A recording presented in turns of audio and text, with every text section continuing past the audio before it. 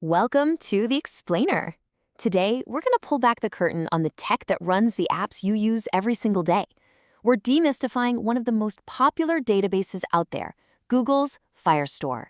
Have you ever stopped to wonder how an app can feel just instant, even when millions of people are all posting, messaging, and updating at the exact same time? Well, the secret sauce is in the architecture, specifically in a whole new kind of database that's built for the insane scale of the modern internet. Okay, let's dive in. But hey, before we get to the shiny new solution, we've got to understand the problem it was built to solve. See, the old way of storing data, it really started to crack under pressure as the internet just exploded, and that gave rise to a whole new way of thinking. So think about the old school databases, the ones built on a language called SQL. They were kind of like these super rigid metal filing cabinets. Everything had a predefined place, and that was reliable for a while. But as apps grew to massive scales, developers realized these systems were just too slow, too rigid, and they couldn't handle millions of users all at once.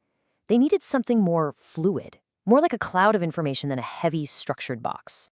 And this is what that new flexibility actually looks like. Instead of strict rows and columns, this new NoSQL approach uses formats like this one, which is really just a simple descriptive list. You can add new fields whenever you want, nest information inside other information. It can change and grow as your app changes and grows. It's literally built for change. Okay, so the stage is set, right? The world needed something faster, something more flexible.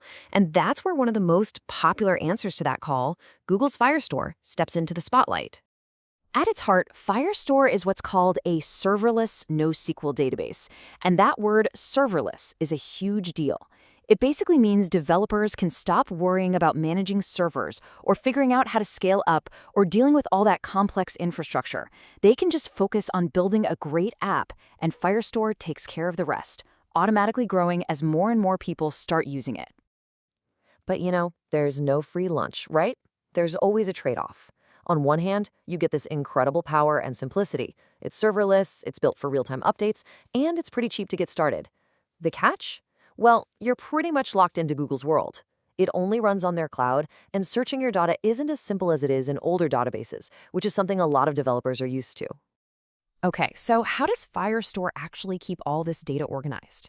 Let's peel back the layers and look at its core concept, which is actually way more intuitive than you might think.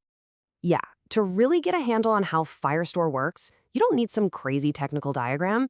All you really need to picture is a smart digital filing cabinet. All right, so let's look inside this cabinet. The main drawers, those are called collections. You'd have one for users, one for products, and so on. Inside each drawer, you've got documents, which are like individual file folders, each with its own unique name. And inside those folders is your actual data, stored in these simple key-value pairs. And the coolest part? You can have folders inside of other folders, which are called subcollections. It's this simple, nested structure that makes it all work so well. Okay, so we've got our filing cabinet all set up. We know about the drawers and the folders. But how do you actually use the thing?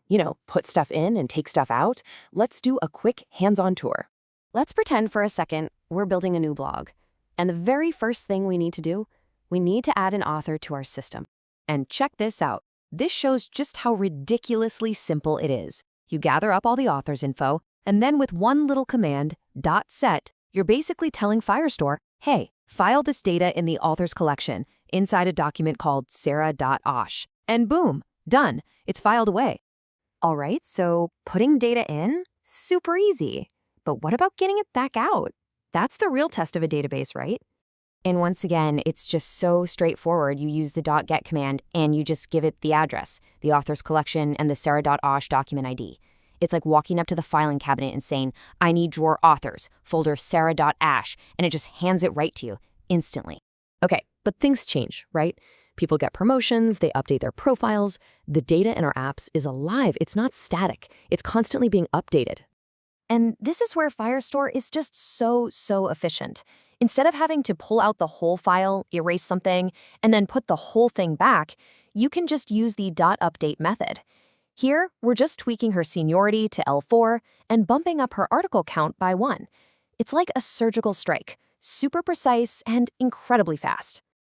So this all sounds pretty cool, but how does this new, flexible way of doing things really stack up against the old, rigid world of tables? Let's put them side by side and see what this looks like in the real world. Okay, look at this. On the left, that's the old way. It's this messy spider web of connected tables for students, instructors, classes. To figure out a student's classes, you have to jump all over the place. Now, look at the right. That's the Firestore way. The class information is just neatly nested as a subcollection right inside the student document. All the data you need for one student is in one clean place. It just makes sense. And this right here, this is the big aha moment. This is the new blueprint. See, with the old databases, you designed the structure of your data first, and then you figured out how your app was going to get the info it needed. Firestore flips that whole idea on its head. You start by thinking about the questions your app is going to ask, like, get me this user and all their posts. And then you design your data structure to answer those questions perfectly. It's a total game changer. So there you have it. That's our deep dive into Firestore. You now have the blueprint for this incredibly powerful engine that's building the next generation of real-time apps. The model itself is actually pretty simple, but what you can build with it, well, the possibilities are just endless. Thanks for watching The Explainer.